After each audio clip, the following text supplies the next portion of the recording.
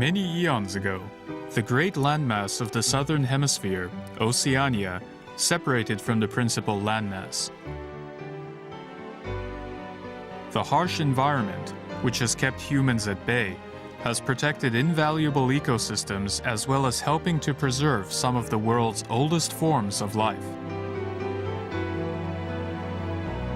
This great continent floating in the remote southern Pacific holds the key that unlocks the secrets that first started life on our planet.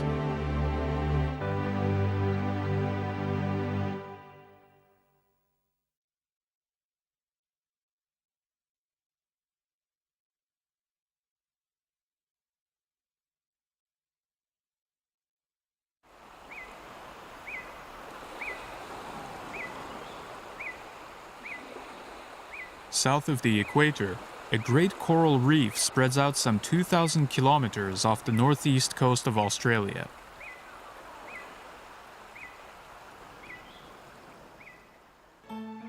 This is the Great Barrier Reef, which is the largest World Heritage Site on Earth.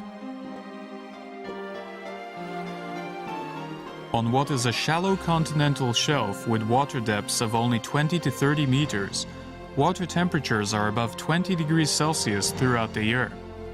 The Great Barrier Reef is a large reef system containing more than 3,000 coral reefs.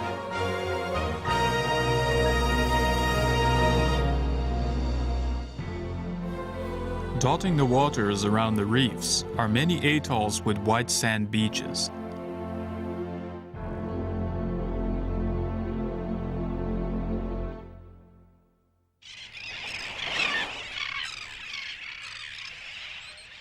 Michaelmas Cay is one of the frequently visited atolls. More than 30,000 seabirds and migratory birds, including terns and seagulls, both live and breed exclusively on this island.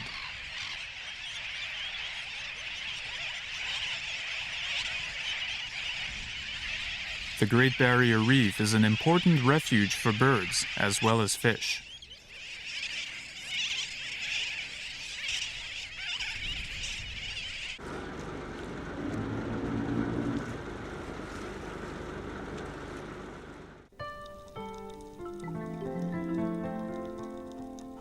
In waters which are only 10 meters deep, colorful fish live closely together with the coral.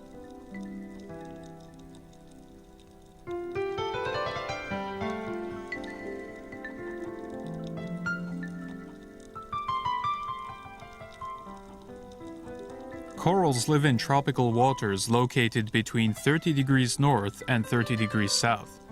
There are approximately 700 species of coral, of which 400 have been confirmed as living in the Great Barrier Reef.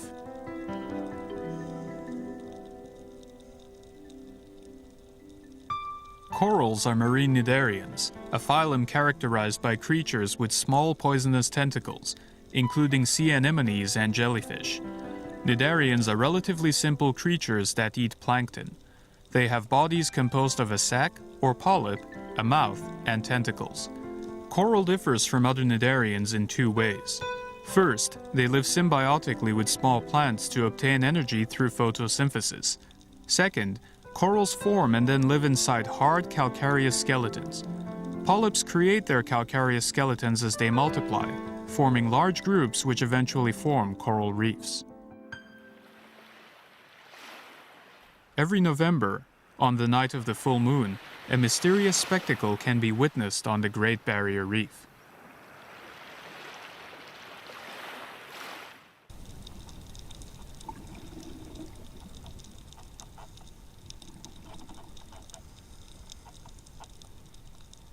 These corals are releasing their eggs into the sea.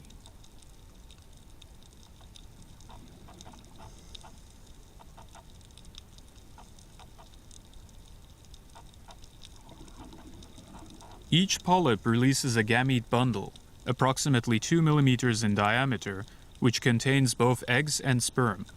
Polyps release these bundles into the ocean one after the other. The sperm bags pop upon reaching the surface of the water and become fertilized with the eggs.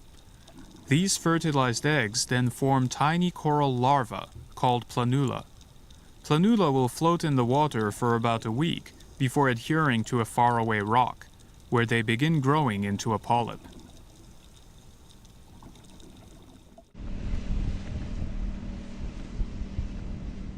Why the Great Barrier Reef formed in these particular waters is explained by the area's unique natural environment.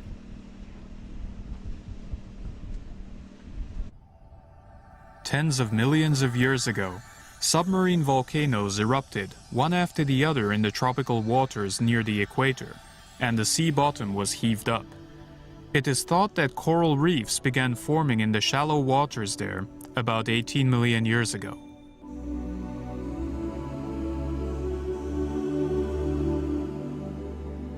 From these equatorial waters, the larvae of these ancient coral reefs then floated south along the north-south flowing East Australian Current to the waters off the east coast of Australia. In these shallow, warm waters, the coral reefs continued growing, eventually turning into a vast coral reef system 20 to 30 kilometers off the coast of Cairns.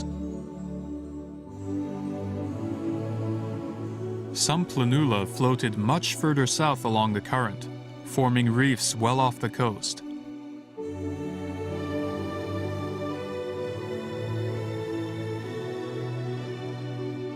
Indeed, the southern edge of the Great Barrier Reef is located 250 kilometers off the coast of Australia.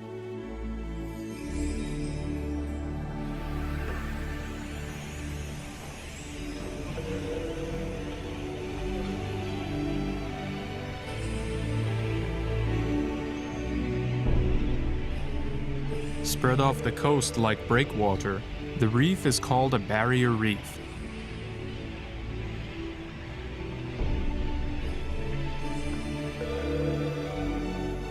The Great Barrier Reef, the largest barrier reef on Earth, spreads out some 2,000 kilometers like a giant fortress in the sea.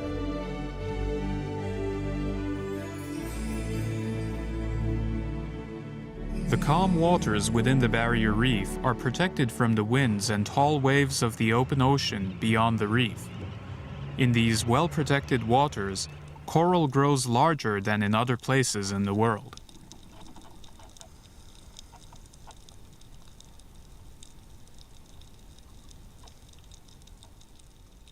Acropora hyacinthus is a rounded species of coral that grows to approximately 2 to 3 meters in diameter. Due to its shape, it is referred to as table coral.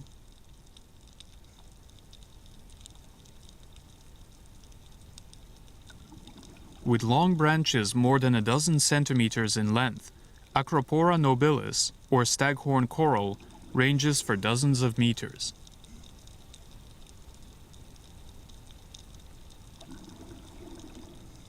Ulophilia crispa grows to a diameter of 3 to 4 meters. This coral has elaborate 2-centimeter wide patterns on its deep green surface.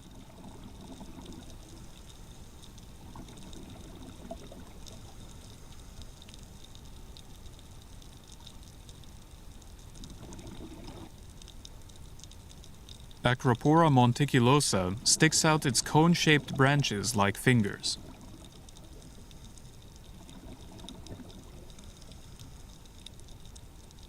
Due to photosynthesis carried out by the coral, these otherwise nutrient-poor tropical waters have become rich in nutrients and serve as an ideal habitat for all kinds of fish.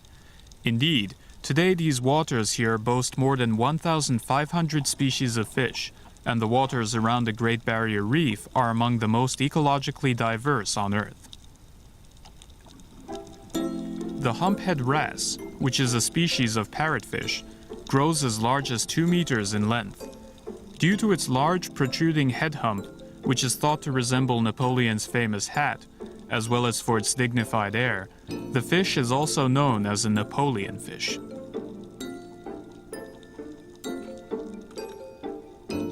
This 6-banded angelfish received its name due to the 6 bands of color found on its body. This fish can grow up to 50 centimeters in length, and is the largest species in the marine angelfish family. This bullet-head parrotfish crunches on the coral reef with its mouth, which resembles a parrot's beak.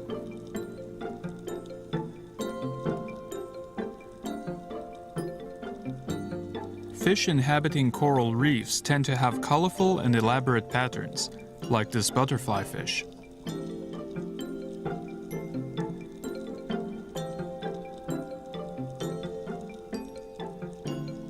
The reason for this is that these patterns and colors help them blend into the colorful reefs to elude predators.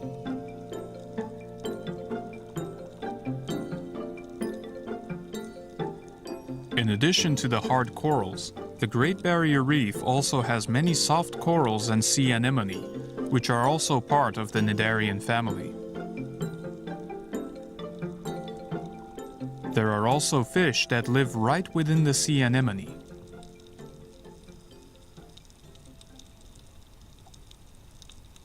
This clownfish, which belongs to the Pomacentridae family of clownfish and damselfish, is 5 centimeters in length. A somewhat large fish, this is a barrier reef anemone fish, a fish endemic to these waters.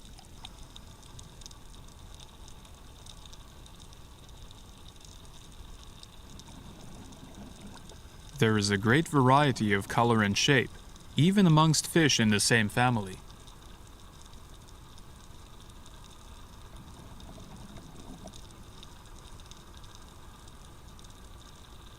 This twin-spot goby, which moves in an amusing manner, is a member of the goby family.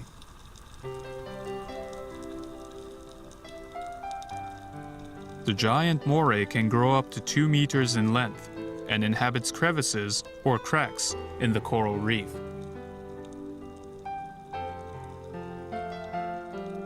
We can also find various kinds of migratory fish that arrive in these waters along with the current, including sharks such as the white-tip reef shark, as well as dugongs and whales inhabiting the waters around the Great Barrier Reef. The Great Barrier Reef's unique natural environment has promoted the prolific growth of coral, resulting in highly nutrient-rich waters that support a myriad of marine life. The colorful world in which fish gracefully swim amidst coral reefs is one of the great splendors on Earth.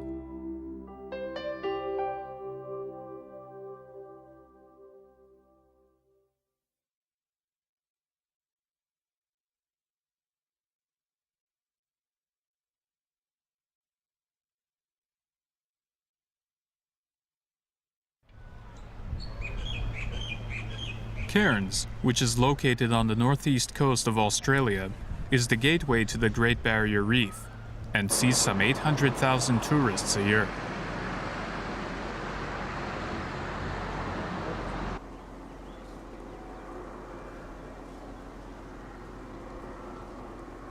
Verdant forests spread out behind the city. Cairns is not only a gateway to the Great Barrier Reef, but a gateway to another natural wonder.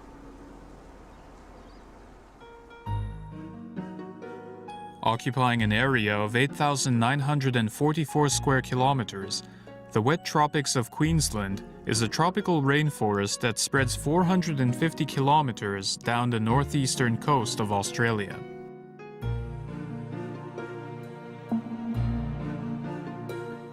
Located on what is otherwise an extremely dry continent, the great forests of this humid region nurture many of the world's most precious plants, animals, birds, and insects.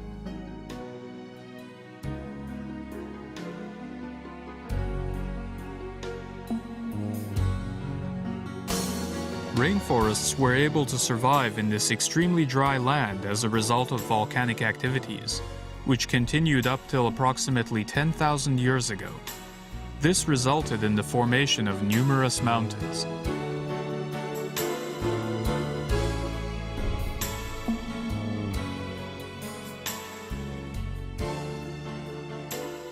The only hint remaining to show that this area was once volcanically active is this crater lake on top of the mountain.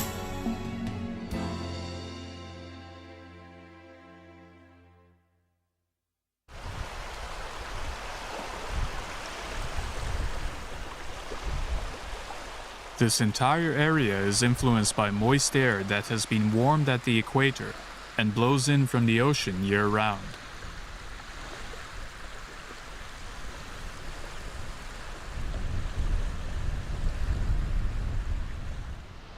This moist air bumps up against the mountains where it makes clouds, producing large amounts of rain.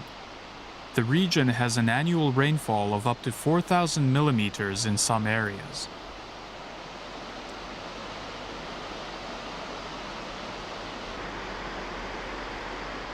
The tropical sunshine and plentiful rain have cultivated vast forests, which over time have nurtured this wet tropics region.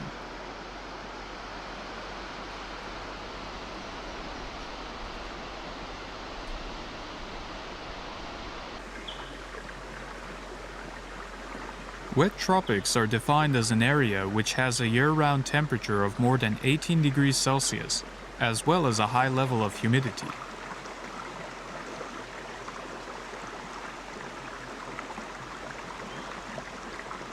Unusual in the rainforest, we find tall coniferous trees growing alongside broad-leaved evergreen trees, such as acacia, as well as eucalyptus, which is native to Australia.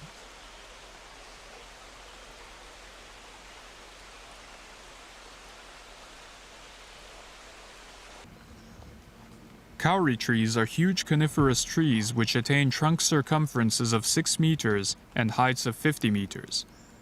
These trees, which belong to the cedar family, grow only here and in one region of New Zealand.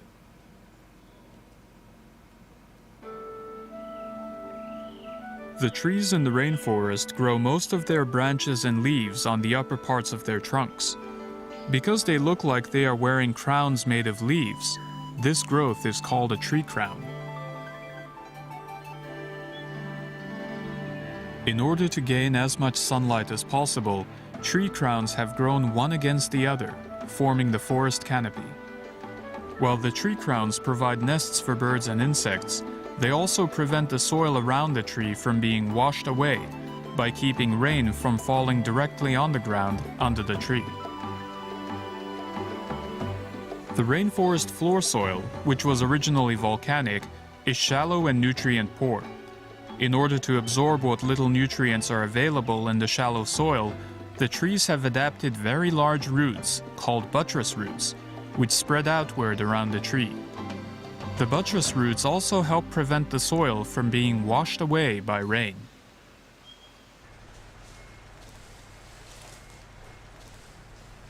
In the rainforest, plants must fiercely compete for sunlight to survive. In order to do so, each plant has its own unique adaptations.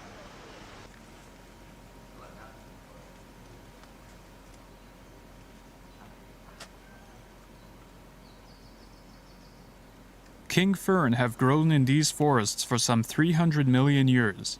This species differs from other species in that it can grow several meters in height with leaves that grow out of its trunk, similar to a tree.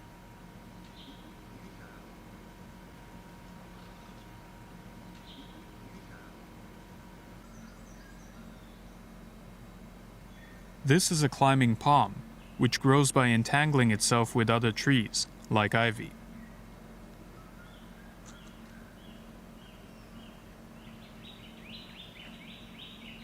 Sharp bristles cover the stems. Using these bristles, the climbing palm entangles itself with another tree to grow taller. There are many types of climbing palms, and many have their own uniquely shaped bristles.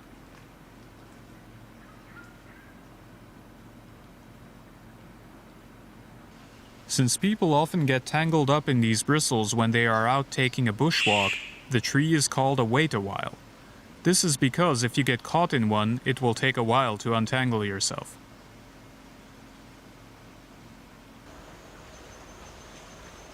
The ruffled fan palm is endemic to Australia. Its leaves spread out like a fan.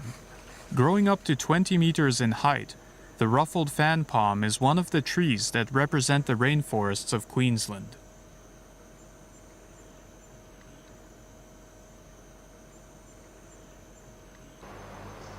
A large basket-like plant grows in the upper branches of this tree. Known as basket ferns, these plants are aerial, formed and exposed in air.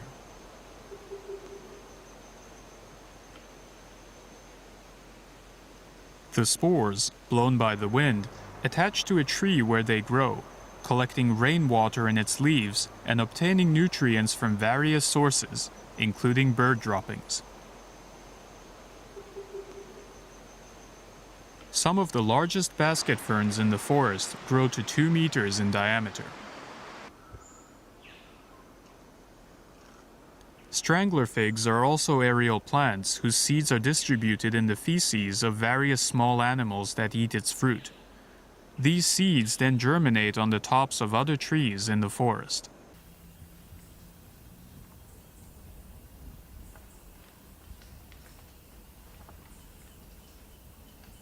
This extremely resourceful tree extends its roots down to the ground where it absorbs nutrients directly from the soil. It is known as a strangler fig because it often kills whatever plant it has attached to by choking the other tree with its roots. This huge tree, which is known as a curtain fig, is said to be 500 years old.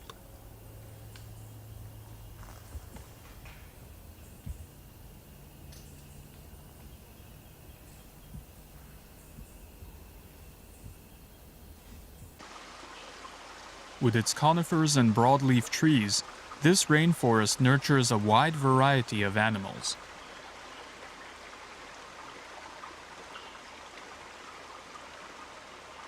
Because they mainly eat fruit, nuts, and honey, these bats are known as fruit bats. This species of bat does not use biosonar or echolocation, instead searching for food with its large eyes. Rainbow lorikeets can be seen in most forests of Australia.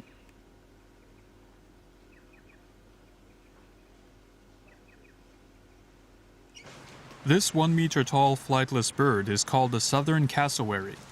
It is found only in this rainforest, as well as in New Guinea. Due to the depletion of tropical rainforests, their numbers have been reduced to the point that they are now in danger of extinction.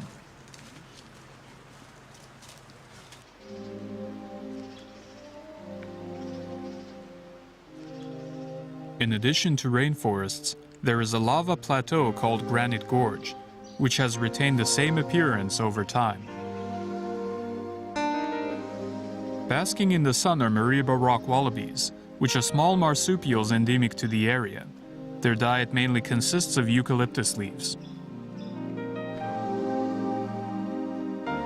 It is thought that these animals originally lived in the forest, but migrated to this rocky area to avoid predators.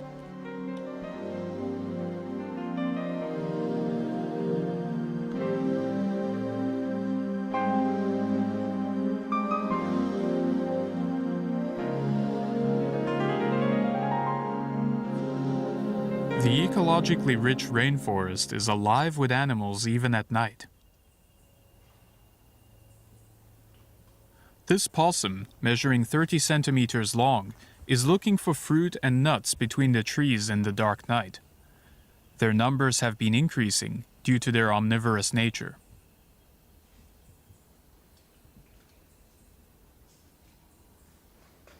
This bandicoot, also a marsupial, in the same family as kangaroos, is cleverly using its long snout to catch earthworms in the soil.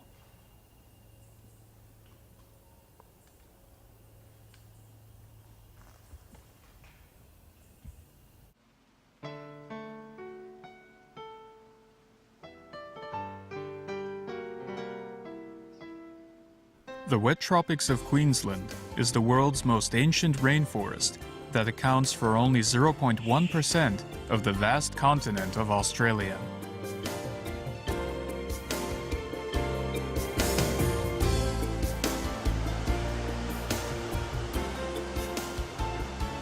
It is an irreplaceable treasure, nurturing many of the world's most precious forms of animal and plant life.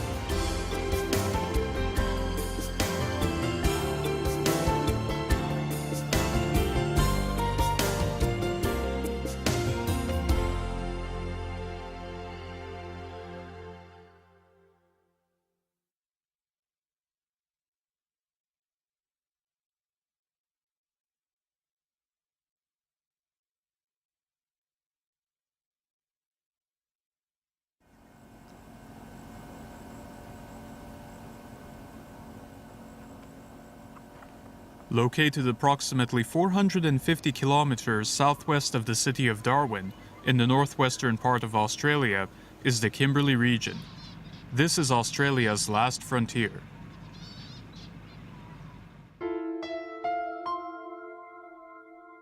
The region, which is between 15 and 20 degrees south latitude, relatively close to the equator, has a tropical savanna climate. During the dry season, falling between April and October, the region receives little rain, with daytime temperatures of over 40 degrees Celsius.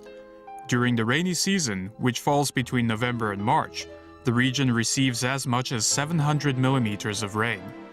It is a harsh environment with only 2 extreme seasons. In 1983, a reporter wrote an article about some interestingly shaped gigantic rock formations in this area. This put the area on the map, and as tourists began to visit, it was designated as an Australian National Park in 1987.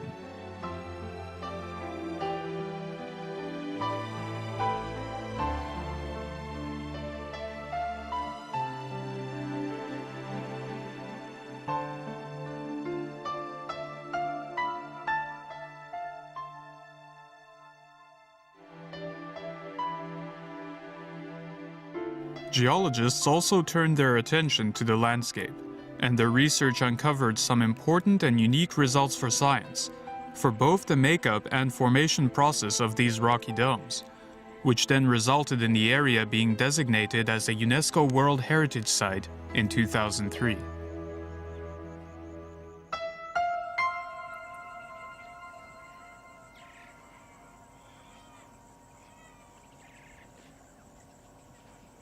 This mountain range is known as Bungle Bungle. The name Bungle Bungle was probably a corruption of the name of a common grass found in the area, called Bundle Bundle, in the local Aboriginal language.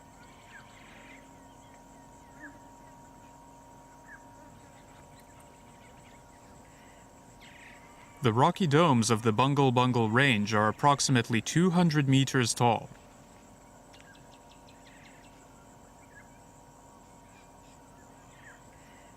Beehive-shaped orange and black-striped domes continue in 4 directions for 20 kilometers.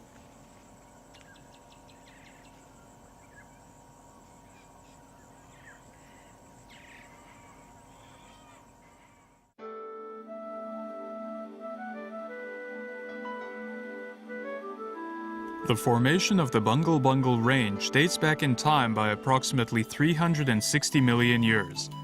It is believed that this area was originally a lowland dominated by mountains. Small stones and sand were eroded and washed down off the mountains by the heavy rains and deposited in the lowlands below.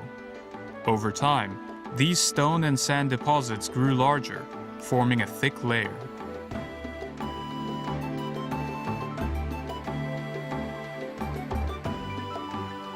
The stratum soon buried under the earth and hardened, forming sandstone.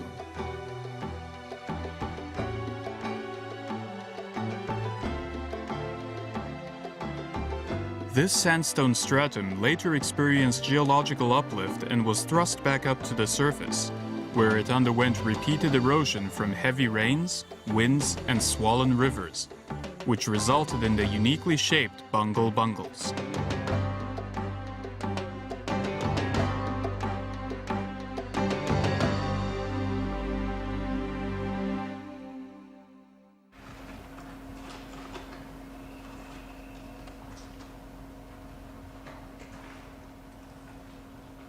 Sandwiched between the crevices and gullies, which were also created by erosion, are many huge rocks, some weighing several tons. These rocks are believed to have fallen from the peaks above.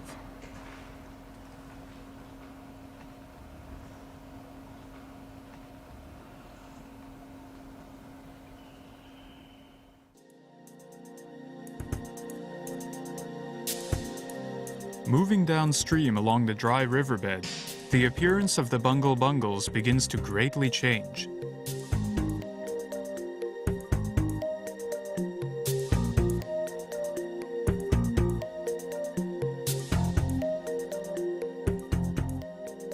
In contrast to the area upstream, here we find a series of countless cone-shaped rocky mountains that appear like pincushions.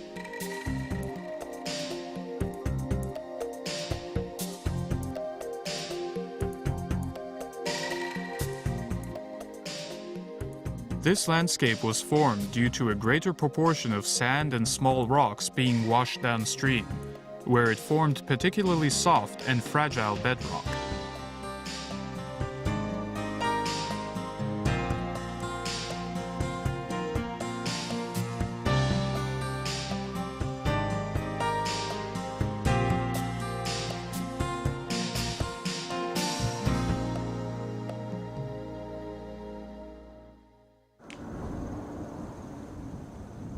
Where the riverbed ends, one of Australia's largest deserts, the Tanami Desert, unfolds in front of one's eyes.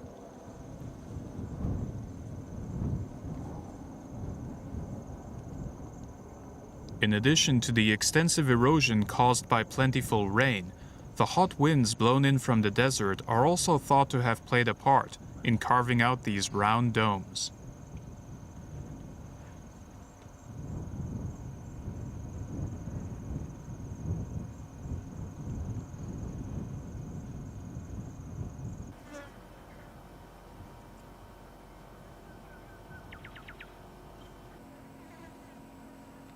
The domes have characteristic orange and black striped patterns.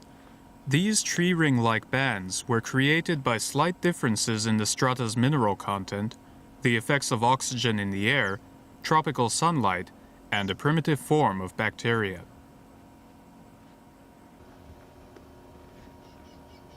The orange layers are a result of scarce iron compounds in the stratum becoming oxidized, or rusty, in areas that have less moisture and dry out easily.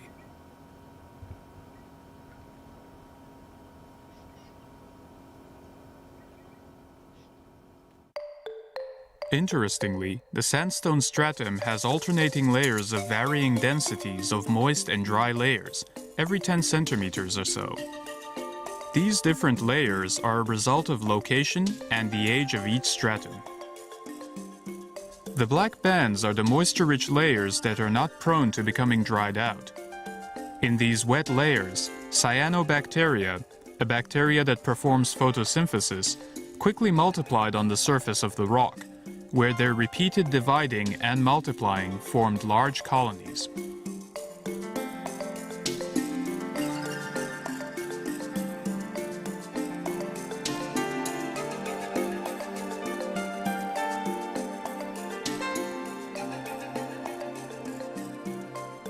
The orange and black banding only covers the surface of the sandstone layers.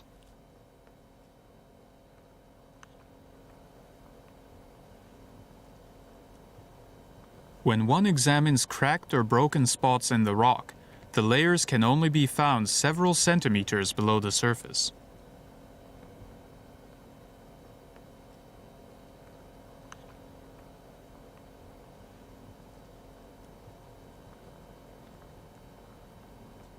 Beneath this surface, there is packed and hardened white sand.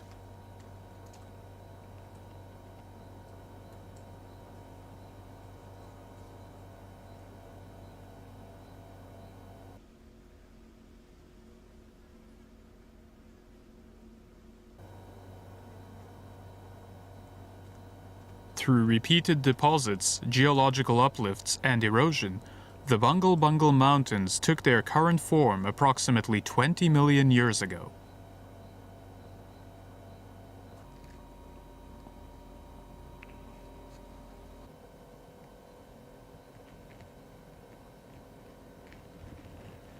Along with their surrounding area, the Bungle Bungles are today preserved as Purnululu National Park. The name Purnululu means sandstone in the local Aboriginal language.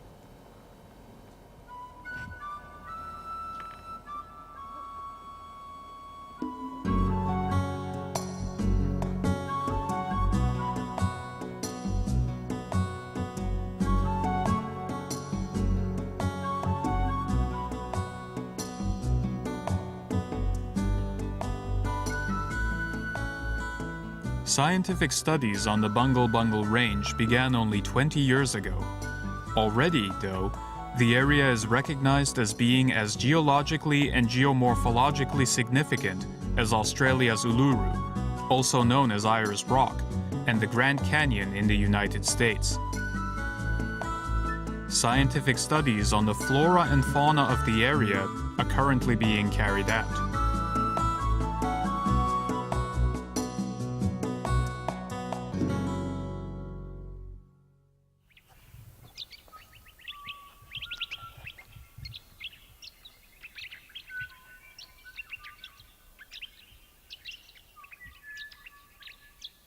The Bungle Bungles turn red in the morning sunlight.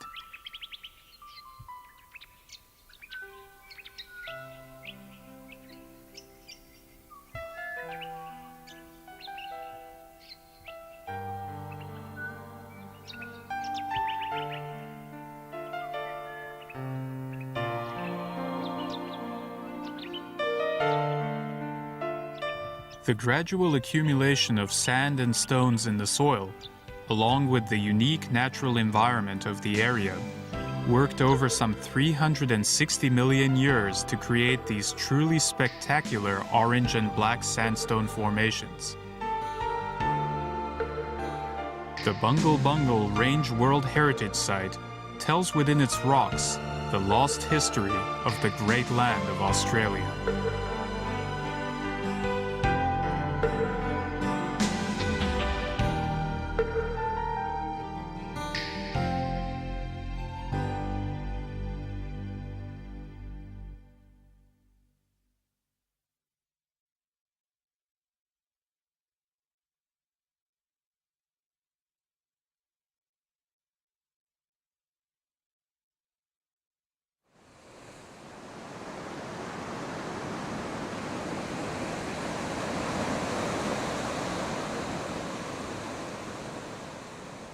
Rough waves of the Indian Ocean pound against the cliff, sending up white water into the air.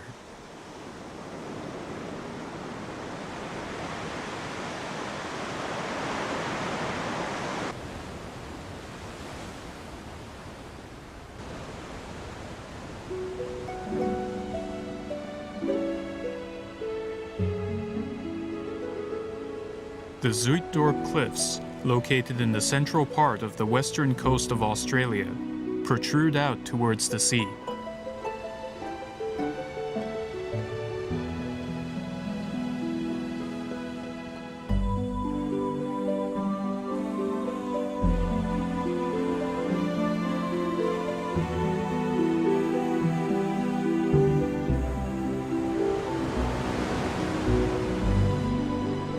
Many ships from Europe are thought to have crashed against these 200-meter tall cliffs that extend down the coast for 150 kilometers.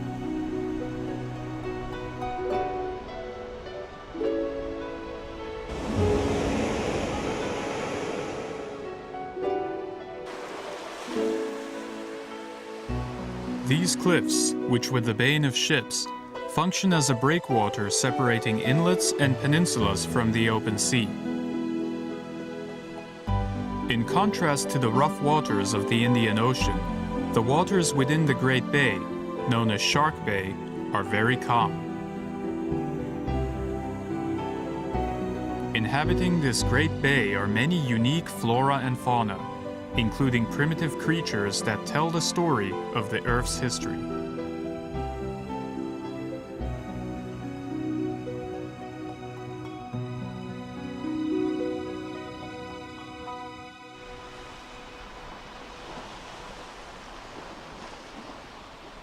In 1699, a British explorer who had come to these far-flung shores named the bay Shark Bay when he saw sharks swimming in its waters. The bay is quite shallow, with an average depth of only 9 meters. Even the deepest areas have depths of only 29 meters.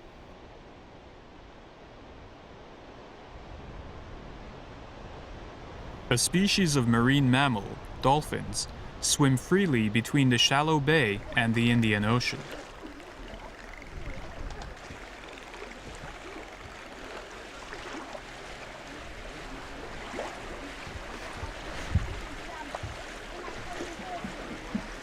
Wild dolphins have swum right up to the coast.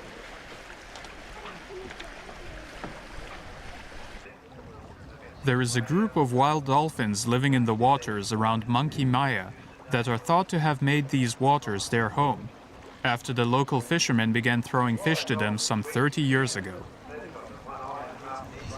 Today, as many as 30 dolphins come up to the shore, where they have become so used to people that they take fish directly from their hands to eat.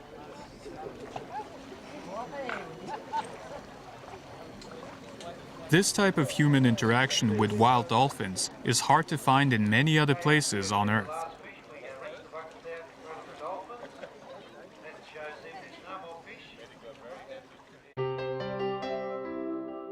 Within the tranquil bay, an area of seemingly endless indigo waters spread out in front of the eye.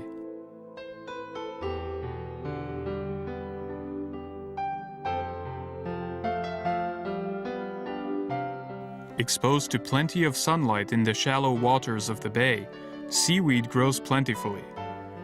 There are 12 different species of seaweed, including Amphibolus, which affect the color of the water.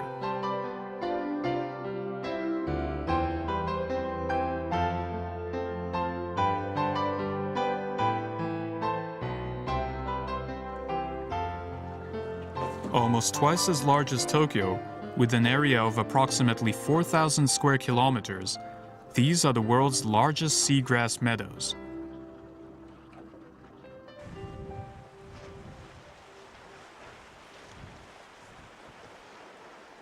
An animal that loves snacking on seagrass slowly makes an appearance while spouting water.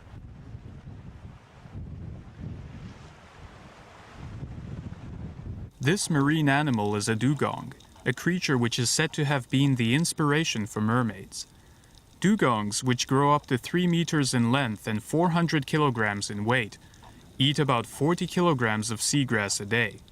For this reason, they can only live in waters with an abundance of seagrass.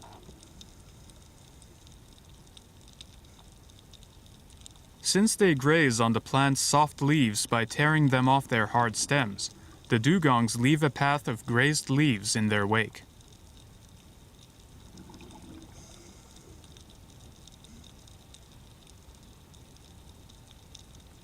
Currently, approximately 10,000 dugongs are said to be living in the waters of Shark Bay. This number accounts for 10% of all dugongs in the world, and is the world's largest concentration of them.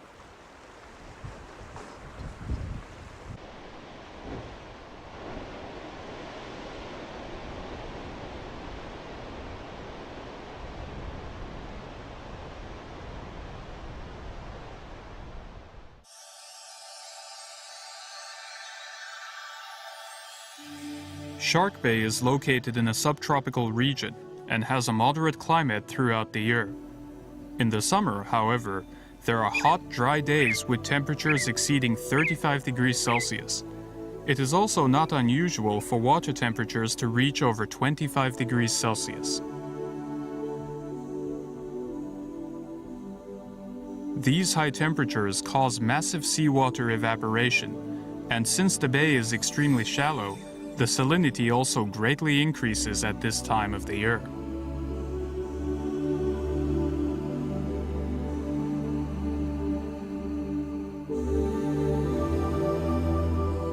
Salinity particularly increases in the bay interior, where there are minimal currents. Salt concentrations are often twice that of normal seawater.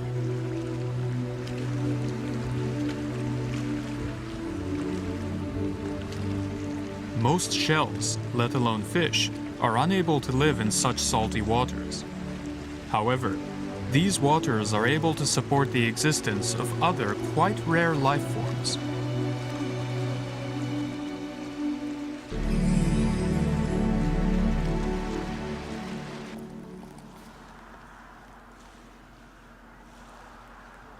Glistening white beaches spread out as far as the eye can see.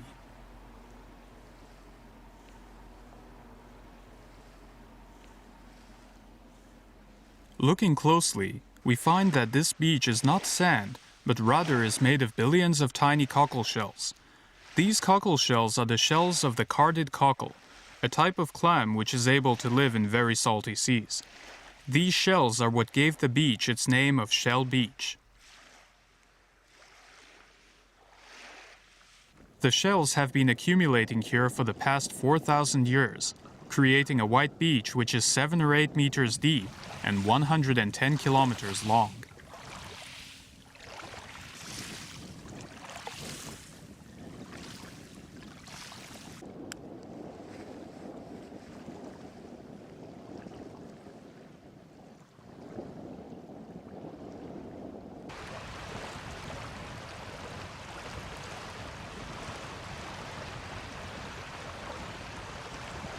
Located deep within the bay, about 150 kilometers inside its mouth, is Hamelin Pool.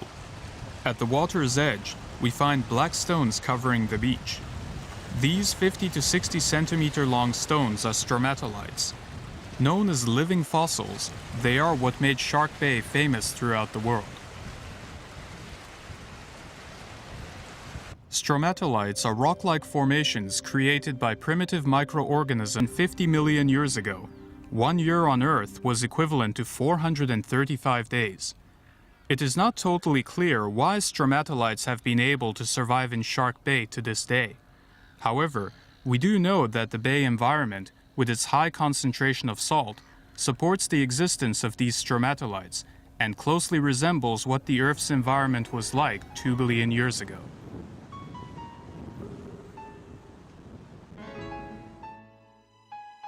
The phenomenal waters of Shark Bay were created by various overlapping environmental factors, which include the tremendous natural barrier of the Zuiddorp Cliffs, which protect the shallow, highly saline waters of the bay.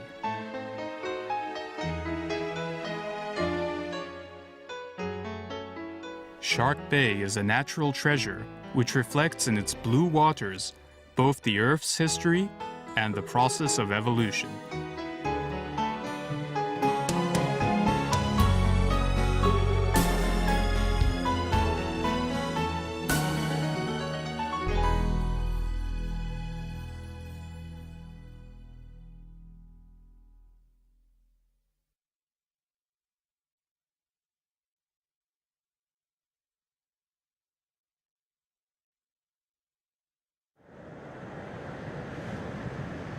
Cold and wet winds blow in along the coastline of New Zealand's South Island. This area is known in the native Maori language as Te Wahipu Namu, meaning the place of greenstone.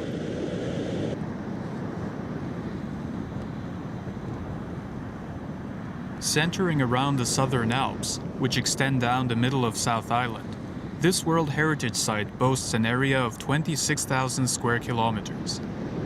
The area has one of the world's largest annual rainfalls, receiving 10,000 millimeters, and for some 200 days a year, it is either raining or snowing here.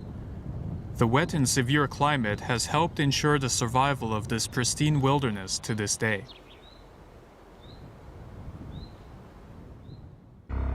The Southern Alps are completely covered in a thick blanket of white snow, reminiscent of what much of the Earth must have looked like during the Ice Age. More than 100 very steep, 2,000-meter tall mountains stand next to each other. The highest amongst these great peaks is Mount Cook, which has an altitude of 3,764 meters. The mountain is known by the Maori as Aoraki, the cloud piercer.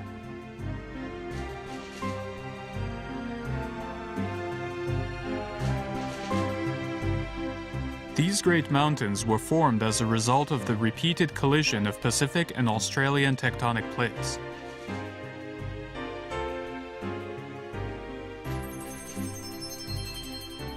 The subsequent uplift continues even today.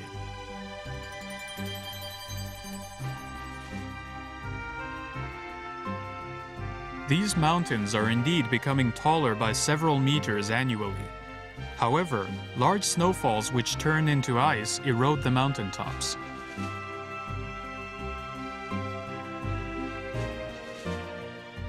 Those areas with altitudes of over 2,000 meters receive 12 meters of snow every year. The accumulated snow is further cooled by the wind and compressed down into layers. These layers then form gigantic chunks of ice, compressed by their sheer weight.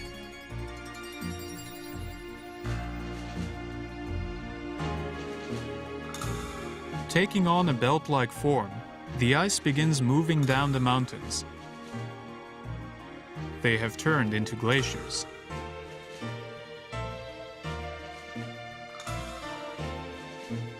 The glaciers, some of which are 300 meters thick, scrape the surface of the mountains.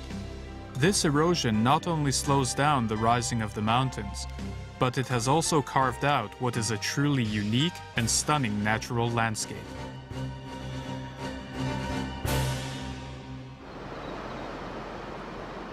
Currently, there are more than 140 glaciers in the Te Waihipu Namu World Heritage Site. One of the most famous glaciers is the Franz Josef Glacier.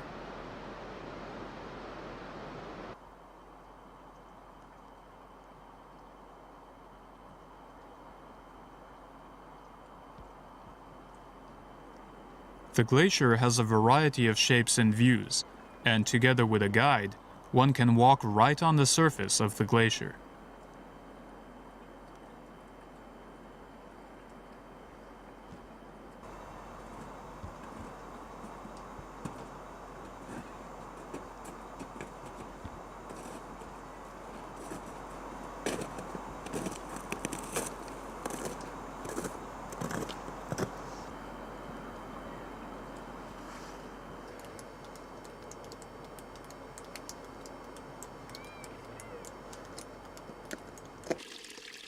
Water flows on the surface of, as well as beneath the glacier.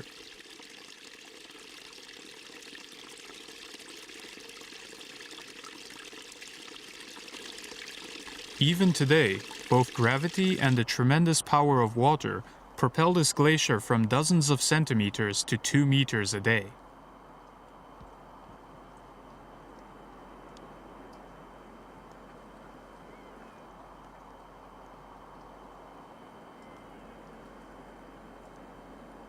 The Franz Josef Glacier is said to be one of the fastest moving glaciers on the planet. This speed is one of the characteristics of the glaciers in New Zealand.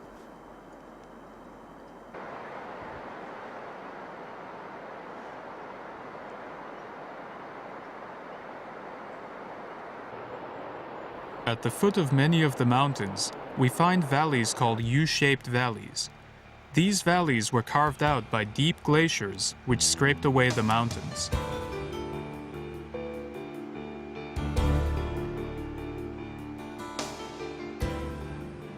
Around 14,000 years ago, towards the end of the last ice age, when much of the Earth's surface was covered in glaciers, the mountains of Te Waihipu Namu were covered in thick glaciers, more than 1,000 meters thick. As the ice began melting, large amounts of water began streaming down the mountainsides, causing intense erosion. Seawater from the Tasman Sea flowed into this eroded coastline, slowly forming long and elaborate inlets called fjords.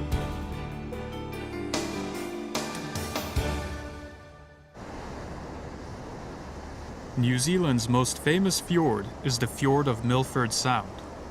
Going back 16 kilometers, the inlet is surrounded by towering 1,000-meter tall cliffs, which were also carved out by the glaciers.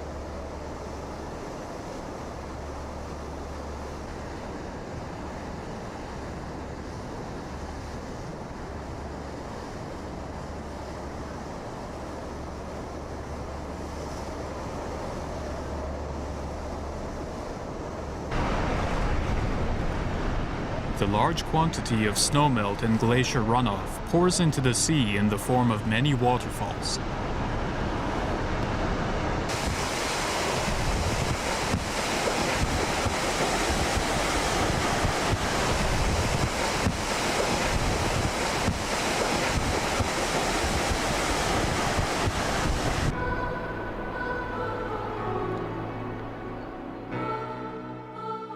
The snowmelt from the glaciers, as well as the abundance of rain in the area, have nurtured what are the truly unique and ancient forests at the foot of the mountains.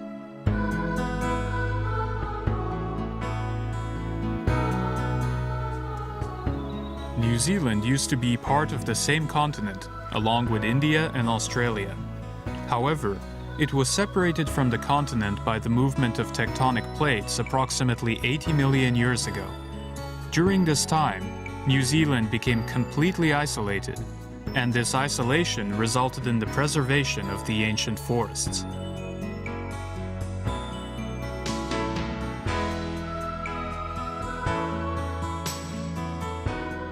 A variety of moss and ferns, primitive plants born approximately 300 million years ago, grow thick in the forests here.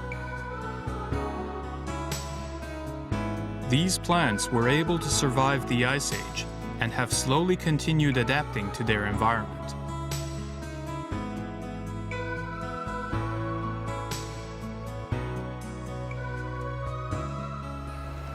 Soft tree ferns, which grow to be 7 or 8 meters tall, are endemic to New Zealand. Rather than shedding its dead fronds, the tree fern adapts to the cold weather by forming a skirt of dead fronds around its trunk to keep warm.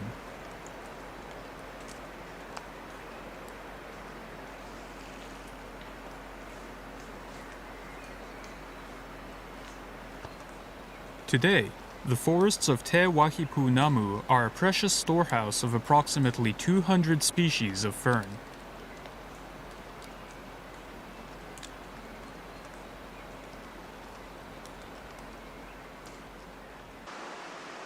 We also find in the forests birds that are no longer able to fly.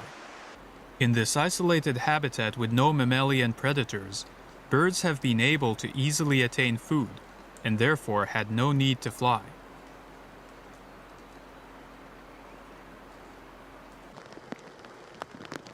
The flightless takahe, a bird about 60 centimeters in length, eats nuts and ferns. It is a beautiful bird with a red beak and blue and green body feathers.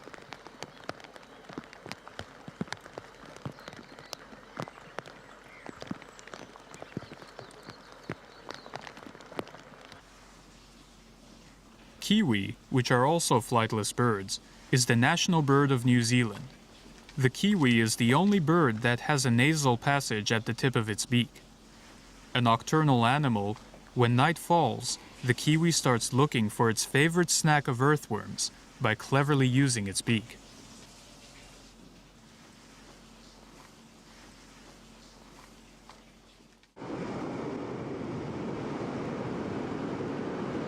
Unique penguins, called Fiordland penguins, also inhabit these ancient forests.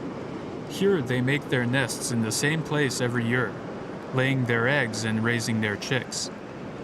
There are only 3,000 Fiordland penguins in the world, all of which can only be found in this region. In July, they make their nests behind rocks in the forest. Then, after the eggs hatch, the parents go and bring back fish to the nest for their chicks every day, until the chicks are ready to leave the nest around December. The Fiordland penguin usually produces 2 eggs, and if both hatch, feed only the stronger of the 2 chicks, leaving the other to die of hunger. This is the way these creatures have adapted to the harsh natural environment.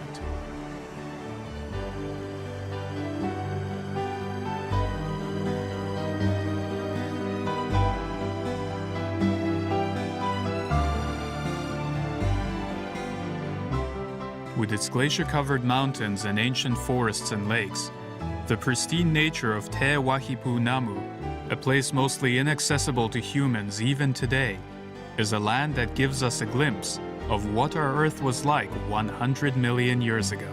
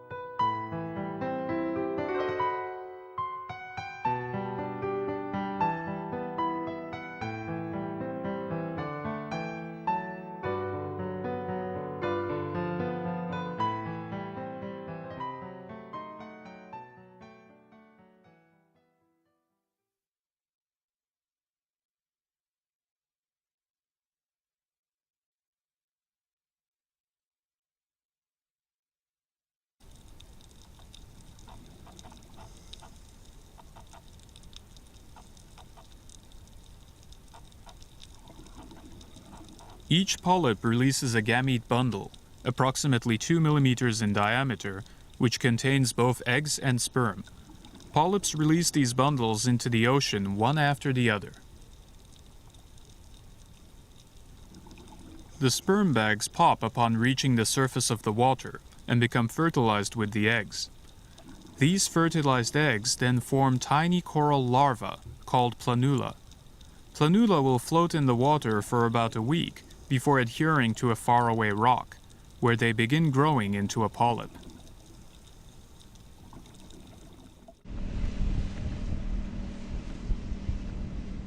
Why the Great Barrier Reef formed in these particular waters is explained by the area's unique natural environment.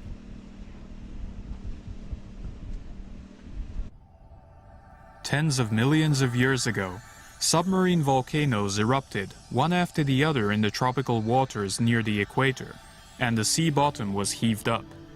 It is thought that coral reefs began forming in the shallow waters there about 18 million years ago.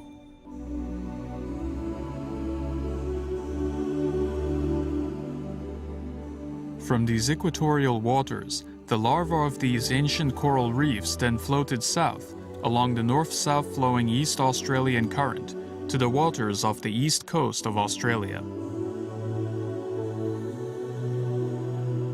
In these shallow, warm waters, the coral reefs continued growing, eventually turning into a vast coral reef system 20 to 30 kilometers off the coast of Cairns. Some planula floated much further south along the current, forming reefs well on of the world's oldest forms of life. This great continent floating in the remote southern Pacific holds the key that unlocks the secrets that first started life on our planet.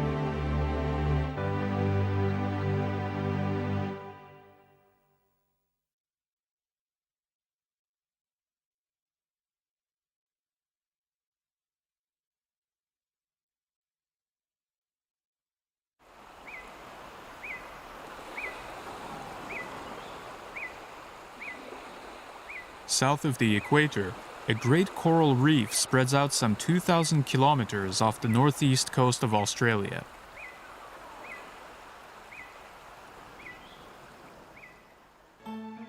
This is the Great Barrier Reef, which is the largest World Heritage Site on Earth.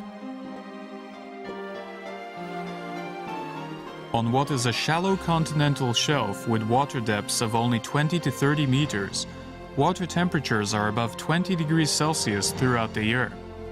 The Great Barrier Reef is a large reef system containing more than 3,000 coral reefs.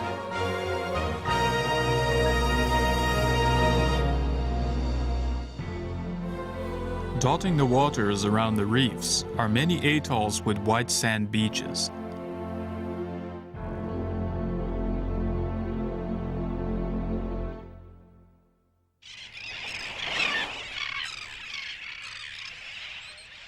Michaelmas Cay is one of the frequently visited atolls. More than 30,000 seabirds and migratory birds, including terns and seagulls, both live and breed exclusively on this island.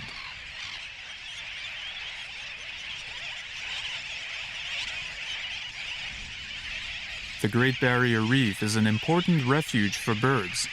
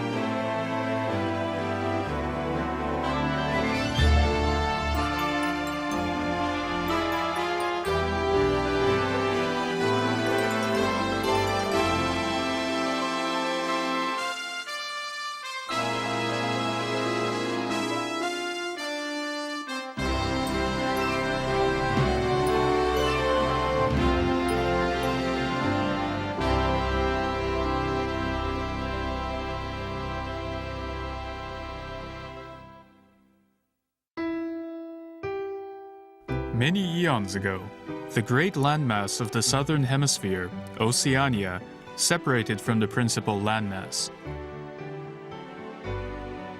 The harsh environment, which has kept humans at bay, has protected invaluable ecosystems as well as helping to preserve some of the coast.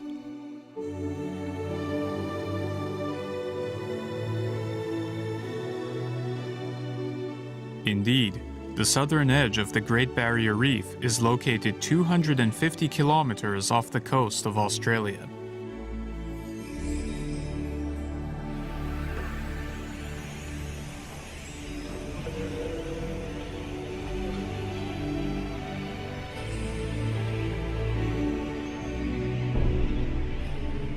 Spread off the coast like breakwater, the reef is called a barrier reef.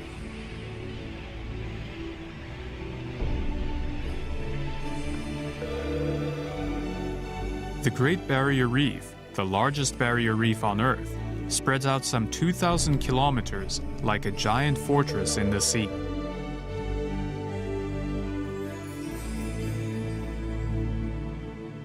The calm waters within the barrier reef are protected from the winds and tall waves of the open ocean beyond the reef.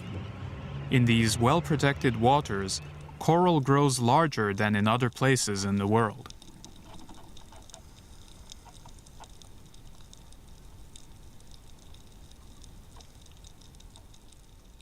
Acropora hyacinthus is a rounded species of coral that grows to approximately 2 to 3 meters in diameter. Due to its shape, it is referred to as table coral.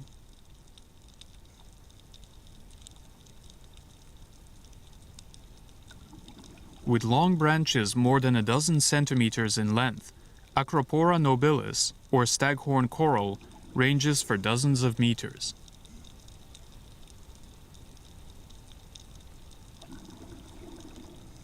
Ulophilia crispa grows to a diameter of 3 to 4 meters.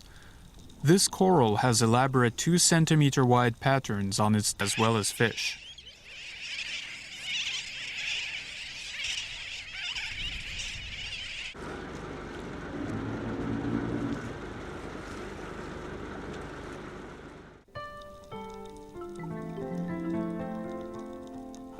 In waters which are only 10 meters deep, colorful fish live closely together with the coral.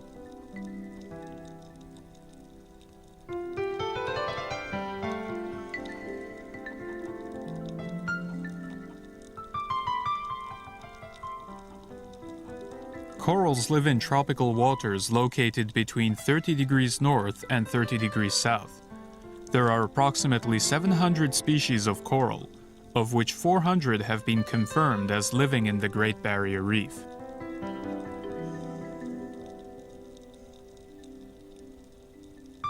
Corals are marine cnidarians, a phylum characterized by creatures with small poisonous tentacles, including sea anemones and jellyfish. Cnidarians are relatively simple creatures that eat plankton. They have bodies composed of a sac, or polyp, a mouth, and tentacles. Coral differs from other cnidarians in 2 ways. First, they live symbiotically with small plants to obtain energy through photosynthesis. Second, corals form and then live inside hard calcareous skeletons. Polyps create their calcareous skeletons as they multiply, forming large groups which eventually form coral reefs. Every November, on the night of the full moon, a mysterious spectacle can be witnessed on the Great Barrier Reef.